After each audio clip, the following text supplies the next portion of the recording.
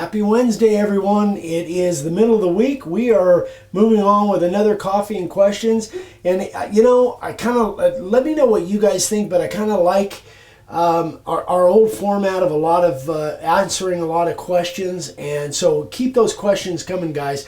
I have a lot that I can do, but I always like, especially if you're brand new and you've got questions that you haven't found videos on, send me an email. Eric@makeawoodsign.com. I say it all the time. But anyway, send me an email because I love answering these questions. I love helping out that way. So what we're gonna actually, this is gonna be 3 different segments. There's one question here, and each one has kind of a different deal. And I have to have a different setup. So first question. I wish I can remember who it was that asked it, but I'm good at keeping the questions, but not so good at keeping the names. So. The question was asking about, or actually was more of a statement about modifying these router housings. These are all 3 different routers, palm routers that I use. Now, these palm routers normally don't come with handles, so we make the base plates for them. This is the DeWalt DWP611, the Makita, RT 0701C, and then the Rigid 2401. Now, here's what the person that was asking the question or making a statement. It says, I know the router warranty and losing the edge guide capability is a non-issue for you, but I've never heard you or your dad mention it in the router modification videos. So what he's referring to, or she, it might be a she, is that when on both of these routers, when we modify the housing, see, this comes solid. In case you guys don't know, this isn't there. This is all closed in. We modify this for a couple different reasons: to allow the sawdust to escape and to let in more light. And it really doesn't work well without this modification. You can try it, but it didn't work well for me, that's for sure. So when we cut this hole, and we've got videos on how to modify this thing, several videos, and then we use a hacksaw to cut that out, you kind of lose some, I think there's a couple holes here, if I'm not mistaken, that you lose the availability to put an edge guide on there, which I don't use them anyway. Now, in my opinion, this doesn't weaken this housing. I've had people ask that, does it weaken it? Well, no, it doesn't, in my opinion, because the screw holes are still there. So all 4 screw holes are still attached to the housing. The same thing on this Makita. You still got all 4 screw holes that are attaching the housing.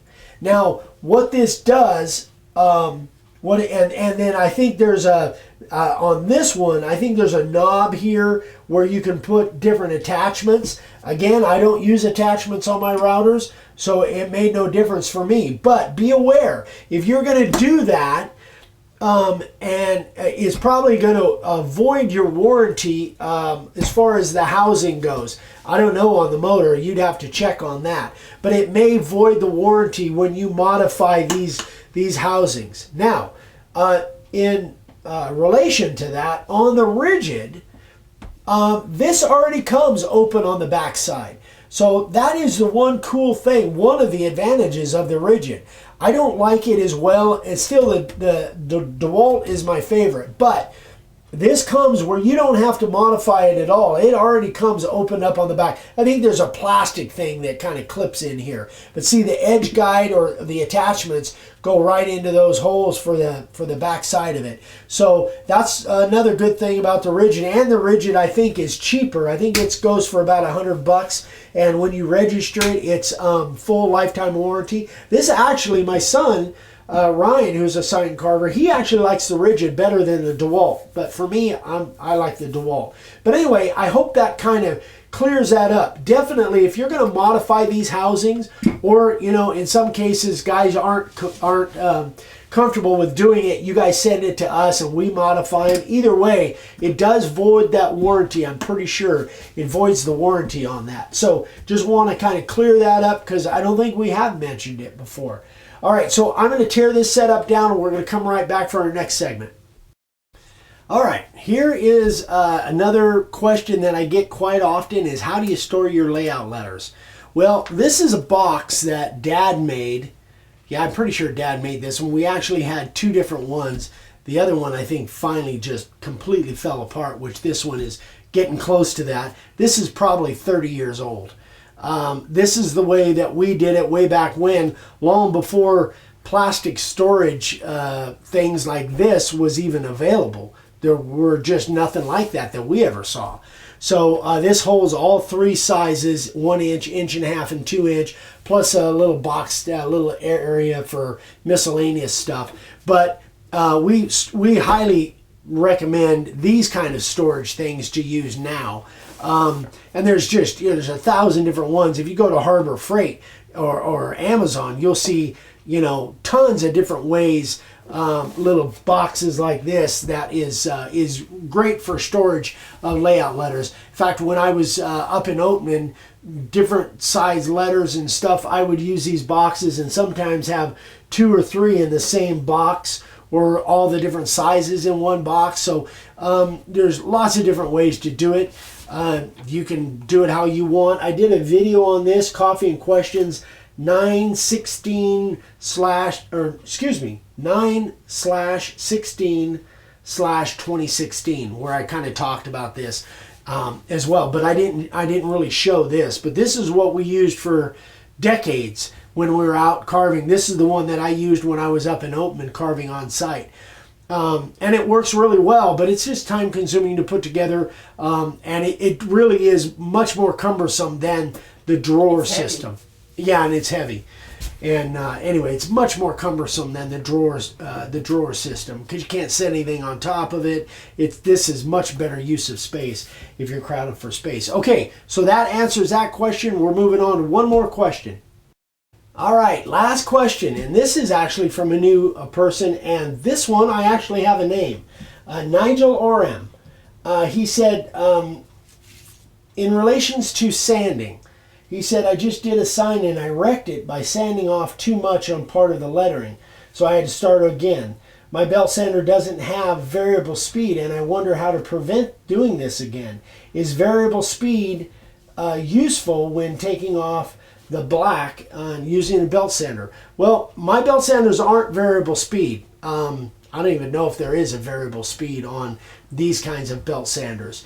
But here's the thing, guys, is I think that in the beginning, when you're first starting out, if you're going to use these belt sanders the way I do, I think that what happens is I've used them for so long that I don't talk enough about developing a touch with these belt sanders, because again, I'm sanding with, on my first sand, I'm sanding with like a 40 grit, and then I sand with like a 120 or 175 grit or something like that. On that first sand especially, if you're not really careful, you could easily gouge the face of your sign. So it just takes a while to develop a hand with the sander. And now thinking back, when I first started, it was tougher for me to kind of learn the sander and how to use that than it was actually to use the router. For instance, when you're sanding off something like this, and I'm going to turn this kind of sideways. Again, this is a piece of that fencing, and see how it has kind of a cup to it? Well, what happens is that sander will ride that cup, and it will just ride along that cup. So the best suggestion that I can have when you're starting with these sanders is have a very light touch. Until you get used to using them, don't put any pressure, hardly any pressure on them at all.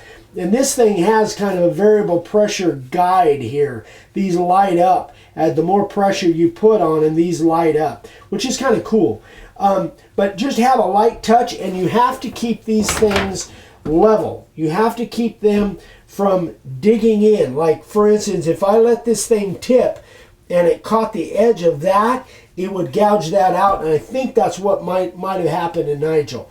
So have a light touch on that. The variable speed won't make any difference at all, but having a very light touch and getting used to these things is really more important than than whether it's a variable speed or not. So again, you know, the best advice I can give is just practice with these things. It's not a bad idea to practice your carving. When you practice your carving before you do it on a customer sign or even a sign that you want to keep for yourself, spray it, sand it off, and do the whole process on practice stuff before you go to be sanding off a sign for a customer or something like that. But just keep a light touch on those things, guys. And this is my other sander. But again, you'll notice when I hold that thing, I hold it this way. I don't hold it by one hand and do this. I always keep two hands on that and just keep a light touch on that and just practice with it a little bit. After you've done it for a little while, it'll come easy to you and you won't have any issues. Okay, I guess that is about it. Thanks again for watching. Hope this was helpful. If it was, please give us a thumbs up. Please share the video as much as you can for other people that you think it might be worthwhile. If you haven't subscribed, we'd love for you to subscribe. Click that little bell icon. We're on Instagram at Make a Wood Sign. And Friday's video is really special. You don't want to miss that. It's going to be really cool. You're going to really like it. So, what am I forgetting? I guess that's it. Yeah, I guess that is it for today, guys. Hope your week is going well, and we'll see you on Friday. Bye-bye.